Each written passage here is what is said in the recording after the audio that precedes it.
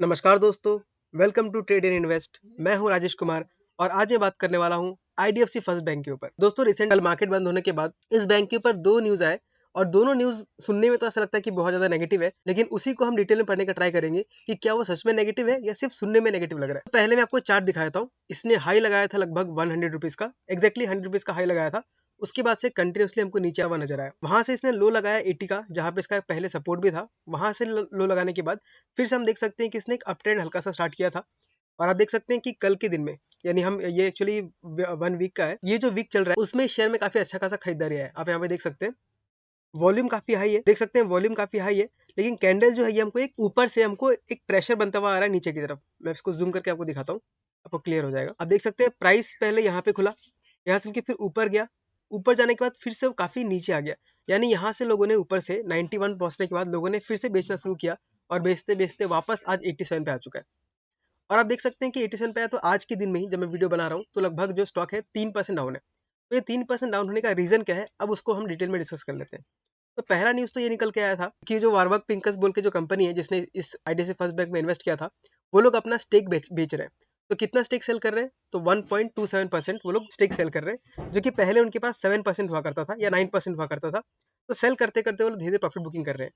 तो पहले इसके बारे में डिस्कस कर लेते हैं कि वार्बस पिंकस क्या है। दोस्तों, एक इन्वेस्टमेंट कंपनी है। उनका काम ही यही है कि वो लोग अच्छे अच्छे कंपनीज को ढूंढते हैं और बहुत सस्ते दाम पे खरीदते हैं और महंगे दाम पे बेचते हैं। तो उन्होंने जब इन्वेस्टमेंट किया था तो वो लगभग 2019 से इसको होल्ड कर रहे हैं। अब देख सकते हैं, अगर हम 2019 का प्राइस देखें यहाँ पे 40 रुपीज के आसपास नजर आता है। तो 40 से अगर हम आज देखें तो वो उसने जो हाई लगाया था तो लगभग 127% का रिटर्न दे दिया। तो उन्होंने सिर्फ आज बुक नहीं कर रहे हैं, वो बीच बीच में ऐसा प्रॉफिट बुकिंग करते रहे। तो अगर इस न्यूज को हम देखें तो ये कोई बहुत खराब न्यूज नहीं है, ये नॉर्मल प्रॉफिट बुकिंग है। मान लीजिए आपने भी अगर 40-50 पे खरीदा होता और आपका स्टॉक अगर डबल या डबल से ज्यादा प्रॉफिट दे रहा होता, तो हल्का हल्का प्रॉफिट बुकिंग आप करते ही, सब लोग करते हैं। तो इसमें कोई बुराई मुझे नजर नहीं आता। हर कंपनी का अपना अपना स्ट्रेटेजी रहता है, हर आदमी का अपना स्ट्रेटेजी रहता है। उस स्ट्रेटेजी के अकॉर्डिंग थोड़ा थोड़ा वो लोग प्रॉफिट बुक कर रहे हैं, तो कोई बड़ी बात नहीं है। उसमें ब्लॉक डील होता है, यानी बड़े बड़े लोग उसको खरीदते हैं। तो क्लोवर डील बेच रहा है तो कोई ना कोई उसको खरीद रहा होगा। तो ये एक्सचेंज हो रहा है दो पार्टीज के बीच में, दो पार्टीज के बीच में डील हो रहा है। यानी एक स्ट्रॉन्ग हैंड से निकल के शेयर दूसरे स्ट्रॉन्ग हैंड में जा रहा है। अब वो प्राइस कितने पे उन्होंने बाय किया है, उन्होंने बाय किया है लगभग 85 रुपीज के आसपास, या मेरे ख्याल से 87 रुपीज था। तो इसी की वजह से आपका प्राइस जो आपस 85-87 के आसपास घूमता हुआ दिख रहा है, क्योंकि जो प्राइस डील हुआ है वो 87 के आसपास का हुआ है। तो ये तो पहला न्यूज हुआ। अगर मैं अपना ओपिनियन शेयर करूँ, दोस्तों याद रखिएगा, मैं जो वीडियोस बनाता हूँ वो प्योरली मेरे ओपिनियंस होते हैं। मेरा व्यूज क्या है, मैं क्या सोचता हूँ, मेरे व्यूज को देखिए, आपको अपना डिसीजन नहीं लेना है। आपको मेरे व्यूज को देख के अपना डिसीजन खुद बनाना है। आपको फिर अच्छा लगे तभी आपको इन्वेस्टमेंट करना है। तो जहां तक मेरा ओपिनियन है, ये मामूली सा बात है, हल्का सा प्रॉफिट बुकिंग है, ये सब होते ही रहता है। तो पहला न्यूज़ तो बिल्कुल ही सिंपल सा है, उसमें कोई खराबी नहीं है। दूसरा न्यूज़ निकल के क्या आया उसका मैंने आपको यहाँ पे दिखाया। दूसरा न्यूज़ निकल के ये आया, आईडीएफसी फर्स्ट बैंक का जो ईडी है, एग्जीक्यूटिव डायरेक्टर जो है, उन्होंने रिजाइन दिया है। तो अब रेजिग्नेशन को नॉर्मली स्टॉक मार्केट में हम हमेशा नेगेटिव ही देखते हैं, लेकिन अगर हम उसको डीप में जाके देखें तो उसमें रीजन भी दिया होता है कि वो क्यों रेजिग्नेशन दे रहे हैं। तो आप देख सकते हैं यहाँ पे लेटर दिया हुआ है। अगर आप लोग एनएससी में जाके सर्च करते हैं आईडीएफसी फर्स्ट बैंक, तो अनाउंसमेंट में आपको यहाँ पे दिख जाएगा। तो मैंने डाउनलोड कर लिया है। तो वहां पे जो रेजिग्नेशन लेटर लिखा हुआ है उसमें उन्होंने रीजन भी क्लियरली दिया है। अब यहाँ पे देख सकते हैं, मैं यहाँ सबको पढ़ लेता हूँ। I have come across an opportunity in the health care sector which fits with our long term family plans. This is because my daughter has recently qualified as a doctor and she intends to pursue entrepreneurship in healthcare. My being in the healthcare sector in the next 4-5 years will help me deeply understand that system and enable me to help her in that initiative.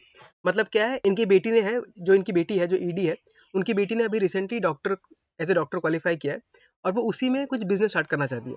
तो इन्होंने क्या सोचा कि मैं किसी health care के sector में जाके कुछ कंपनी में ज्वाइन कर लेता हूँ, जहाँ 4-5 साल काम करने के बाद मुझे काफ़ी इसका बिजनेस का अंडरस्टैंडिंग हो जाएगी और तभी अपने बेटी को हेल्प कर पाएंगे।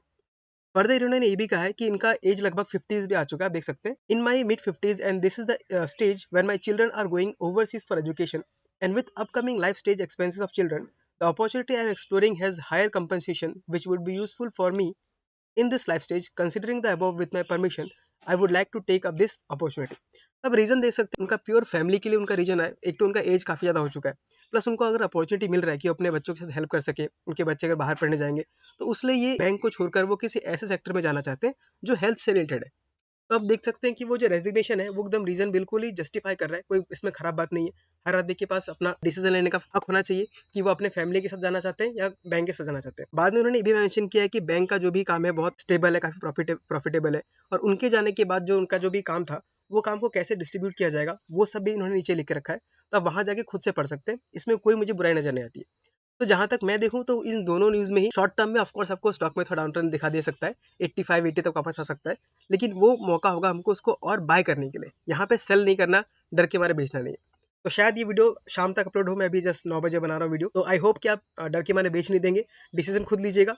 और अगर आपको ये वीडियो अच्छा लगा तो इस वीडियो को लाइक कर दीजिएगा, हो सके तो इस चैनल को सब्सक्राइब भी कर दीजिएगा, क्योंकि ऐसी अपडेट में टाइम टाइम लाते रहता हूँ, ताकि छोटे मोटे न्यूज़ को से घबरा कर हम रिटेल इन्वेस्टर्स फट से निकल ना जाए। ठीक है दोस्तों, मिलते हैं किसी अगले वीडियो में किसी अगले स्टॉक के साथ। तब तक के लिए tata bye bye, take care.